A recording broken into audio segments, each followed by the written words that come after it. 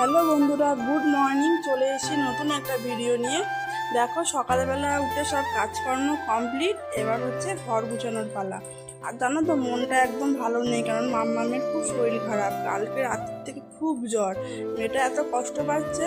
তবে এখন একটু ঠিক আছে, এই জন্য মনটা একটু একটু ভালো আছে। তো বন্ধুরা, তোমরা কেমন আছো সবাই আমাকে কমেন্ট করে কিন্তু জানিও। তো দেখো, ঘরটা গুছিয়ে নিচ্ছি। আমার না ঘর অগোছালো একদম পছন্দ নয়। বেশ ঘর আমার সবসময় ফিটফাট থাকবে, তবেই আমার ভালো লাগে। তাই সব কাজ করে চলে এলাম ঘর পরিষ্কার করতে। দেখো, দিয়ে ঘর পরিষ্কার করে নিয়ে মাম্মামকে খাওয়াবো, খাইয়ে নিয়ে বাকি যা কাজ আছে সেগুলো করবো। আমি এখনো কিছু খাইনি অবশ্য। তো চলো, ভিডিওটা কন্টিনিউ করো।